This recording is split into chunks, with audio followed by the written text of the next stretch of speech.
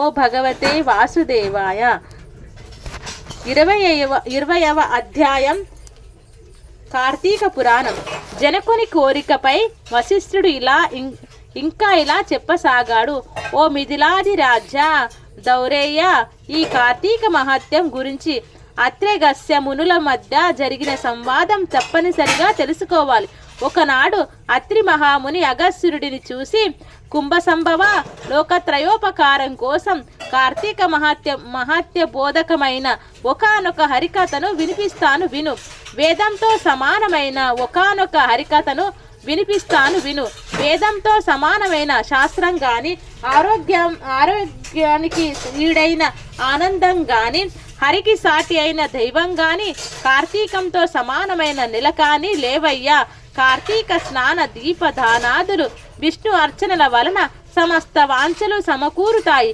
ముఖ్యంగా కలియుగ ప్రాణులు కేవలం విష్ణు భక్తి వల్ల మాత్రమే విజయ వివేక విజ్ఞాన యశోధన ప్రతిష్ట సంపదలను పొందగలుగుతున్నారు. ఇందుకు సాక్షిభూతంగా పురంజయుడి ఇతిహాసాన్ని చెబుతాను. పురంజయుడు ఉపాఖ్యానం. త్రేతాయుగంలో సూర్యవంశ క్షత్రియుడు అయిన పురంజయుడు అనేవాడు అయోధ్యను పరిపాలించేవాడు.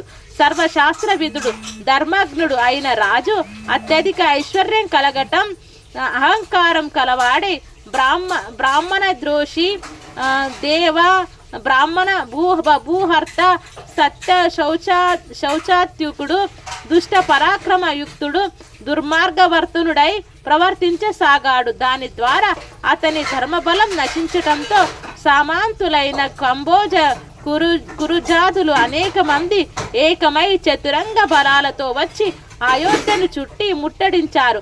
ఈ వార్త తెలిసిన పురంజయుడు కూడా బలమదంతో శత్రువులతో తలపడేందుకు సిద్ధమయ్యాడు. పెద్ద పెద్ద చక్రాలున్నది, ప్రకాశించేది, జెండాతో అలంకరించబడినది, అనేక యుద్ధాలతో విజయం సాధించినది, చక్కటి గుర్రాలు పూడ్చినది, తమ సూర్యవంశ అన్యమైనది అయిన రథాన్ని అధిరోహించి సాది, విషాది, రతి, పత్తి అనబడే 4 రకాల సేనాబలగంతో నగరం నుంచి వెలువడి చుట్టుముట్టిన శత్రుమూకలపై విరుచుకుపడ్డాడు.